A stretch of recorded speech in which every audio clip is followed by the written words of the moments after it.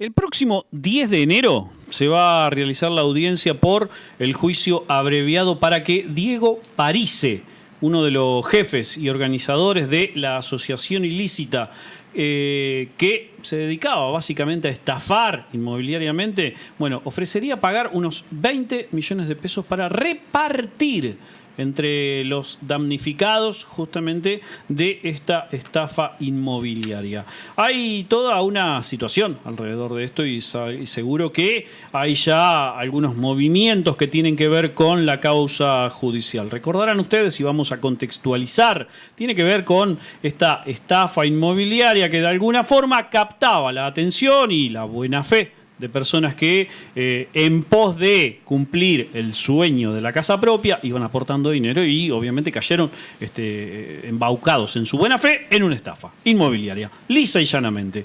Hay fecha para el juicio en este sentido y parece que habría una propuesta. A mi entender, el número que hay no para mí no estaría siendo de conformidad. Se lo vamos a preguntar a Ricardo Beglia, quien es abogado de las víctimas de esta estafa inmobiliaria. Ricardo, Sergio Ferreira es mi nombre, junto a mi compañera Natalí Bedini te saludamos. ¿Cómo va? Buenas tardes. Buenas tardes, Sergio y Natalí.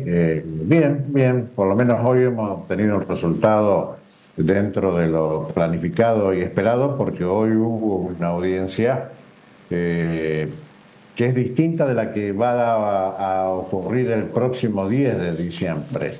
Hoy se llama técnicamente audiencia por el artículo 225, que la puede solicitar una persona que está privada de la libertad, por orden judicial obviamente, manifestando y demostrando que han variado algunas circunstancias que llevaron a esa detención y por lo tanto solicita continuar el proceso en libertad.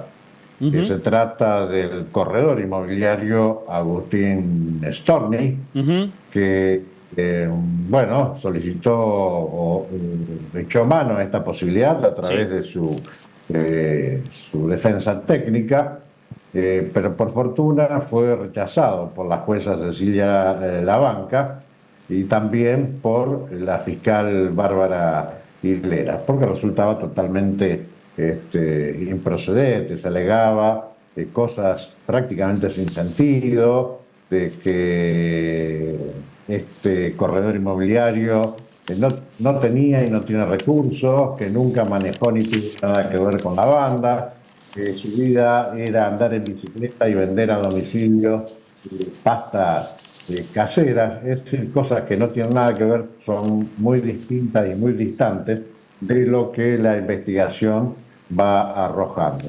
Está bien esas cifras que ustedes están manejando, de algunos arreglos, redondeando dólares, $20.000 en el caso de París, que ofrecería el próximo 10. Y hubo otro caso la última semana de diciembre con otro integrante de la banda, Emiliano Chacón, que se ofreció pagar 10 millones de pesos, pero claro, la magnitud de la estafa es tremenda. Se estima a través de Fiscalía en $1 millón. Y más de 100 damnificados. Y si uno empieza a hacer ecuaciones, le da que, por ejemplo, en el caso de Emiliano Chacón, se comprometió a pagar, todavía no lo hizo, 10 millones de pesos a cada uno de los damnificados, que son muy poquitos los que van a cobrar, les toca 500.000, 800.000, $1 millón de pesos como mucho. Quiere decir que está muy lejos del dinero que perdieron. El promedio del dinero invertido por los damnificados está entre los $10.000 y $50.000, aunque también hay casos en los cuales han invertido y perdido $40.000. Hay otra persona que perdió $100.000, pero en este caso concreto no hizo la denuncia penal. ¿Qué pasa entonces con estos números que, por lo que usted menciona, y como dice, están muy lejos de ser una reparación, o por lo menos de pretender ser una reparación, doctor? Sí, realmente. Es una posibilidad lamentablemente, que le da la ley Ujú. a la persona imputada de un delito de hacerse cargo, o sea, asumir la responsabilidad, reconocer su responsabilidad en los hechos y ofrecer una compensación. Pero bueno, en este caso son unas compensaciones muy irrisorias y hasta vergonzantes, se podría decir. Pero Ri- eso es en los casos de juicio abreviado, como que ocurrió a fines de diciembre del año pasado con Emiliano Chacón y el que va a ocurrir el próximo Sí. 10 de enero con Diego Parise, uno de los jefes de la banda que está ofreciendo nada más que 20 millones de pesos. Ricardo, y lo que yo le pregunto es más una opinión, una reflexión acerca de estos juicios abreviados que, como bien usted dice, son quizá la salida fácil para el estafador. Sí, sí, sí, es una medida muy cuestionada por un sector de la doctrina penal, porque dicen que es un pasaporte hacia la libertad. Es una persona que está acusada de un delito dice, sí, soy culpable, tengo que ver en esta cuestión y ofrezco determinada compensación. A esto se suma el otro agravante, que por ejemplo, en el caso de Emiliano Chacón, que ofreció pagar 10 millones de pesos, una parte va al MPA, es decir, al Ministerio Público de la Acusación, en concepto de multa. Otra parte a dos entidades benéficas, una fundación, que no recuerdo en este momento el nombre, y otra el Centro, el Colegio Mayor Universitario. Ujú. Pero bueno, fue aceptado por Fiscalía, cada uno de ellos va a recibir 250.000 pesos. Y el remanente se repartirá únicamente con lo que Fiscalía entiende que son víctimas directas de Emiliano Chacón, dejando de lado que son víctimas de la asociación ilícita. También es un criterio particular que no compartimos, pero bueno, así fueron dadas las cuestiones. Del dinero que le toca a cada una de las víctimas, no lo van a recibir en un solo pago. Se hace primero una transferencia de una parte y el saldo en 10 cuotas, o sea que el pago es en realidad en 11 cuotas. Nosotros tuvimos dos casos, dos clientes que aceptaron la propuesta de Chacón. Nosotros tenemos la obligación, cuando ocurren estas cuestiones, trasladársela a los clientes, hablarle del pro y de los contras. Sí. Bueno, ambos coincidieron que por sus situaciones personales necesitaban el dinero, así que esas dos personas accedieron. El Pero riesgo de todavía, tomar, Ricardo, perdón, el riesgo de tomar el otro camino sería la cantidad de tiempo que la justicia le pone para resolverlo, ¿no? exacto, pero pasa lo siguiente, porque cuando el imputado acepta la responsabilidad y ofrece pagar, como en este caso, a dos entidades, ciertas cantidades irrisorias a las víctimas, además de reconocer, a cambio de todo eso, el imputado negocia una pena mínima con el representante del Ministerio Público de la Acusación. Claro. En estos casos, en el caso de Chacón, fue de 3 años. Si hubiese seguido el proceso, y capaz que le tiene 5, 6, 8 o 10 años de prisión.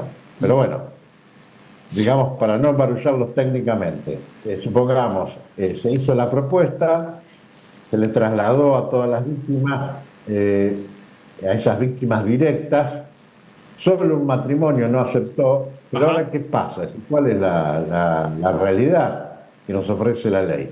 Bueno, que ese matrimonio que no aceptó perdió la posibilidad de cobrar dos monedas. ¿Me Claro. entienden? Claro. ¿Por Sí, qué? sí, sí. Porque Emiliano Chacón fue condenado, porque así lo aceptó, a una pena de 3 años. ¿Qué significa esto? Que es excarcelable. O sea que está condenado y quedó en libertad.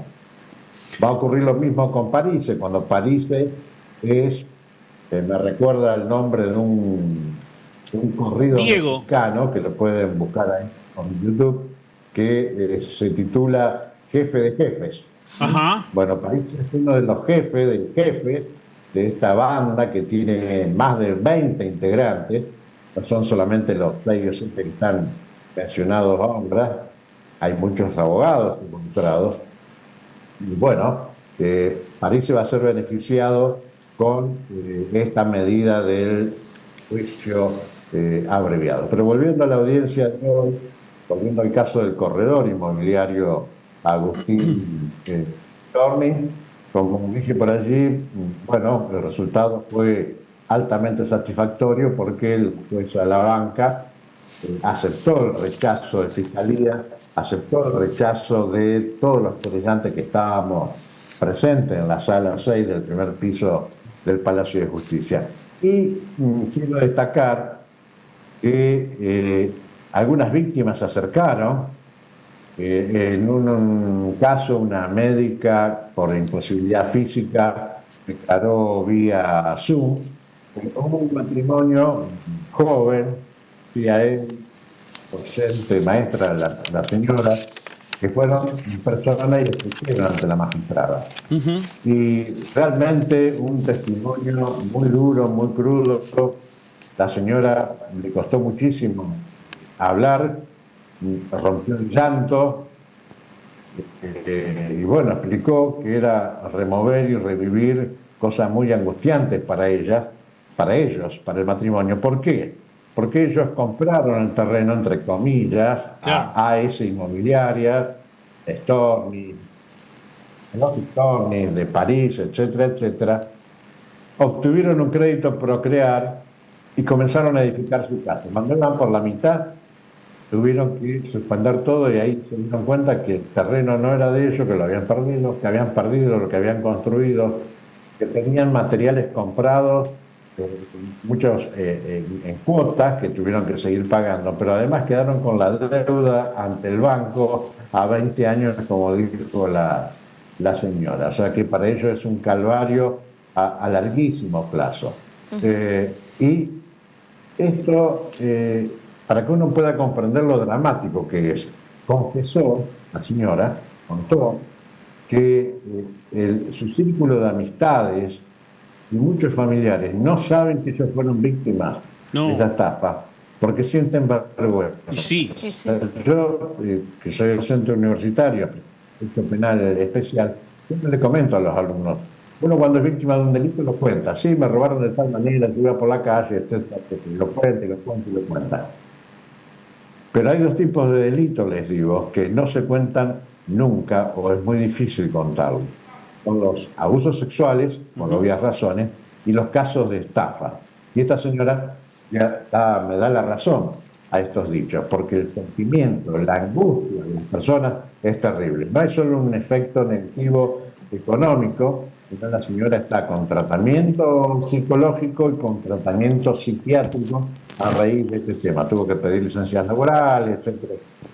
O sea que no es solamente, bueno, perdí $10.000, $40.000, cierro el libro, se terminó y empiezo a escribir otras cosas. Seguro. Realmente muy triste. Y estas vergüenzas están apelando a todo tipo de artilugio que les brinda lamentablemente la ley para poder irse a casa y disfrutar del 95% de todos los robos. ¿Por qué digo 95%? Porque parece que están devolviendo nada más, o tienen la intención nada más de devolver hasta un 5% de lo que se han robado. Y es tan burdo esto, ¿no? Esto del juicio abreviado y demás, que Eugenio Zaffaroni, el nombre lo conocerán. Sí, seguro. Doctrinario, con el cual no comparto absolutamente nada de su postura, pero viene a cuento. Zaffaroni, que era partidario de cárceles abiertas, que los presos son víctimas sociales, etcétera, etcétera, él se opone al juicio abreviado, manifiesta y advierte sobre lo nocivo del juicio abreviado. Bueno, aquí lo estamos viendo. Totalmente. Ricardo, seguramente seguiremos hablando en algún otro momento y sobre todo teniendo en cuenta esta fecha del 10 de enero y cómo irá la marcha, pero bueno, resulta sumamente interesante hablar y queremos saber cómo va o cómo marche la causa, así que lo molestaremos más adelante. Muy bien, a su disposición y gracias por interesarse en este tema porque las víctimas necesitan de ustedes, de la prensa.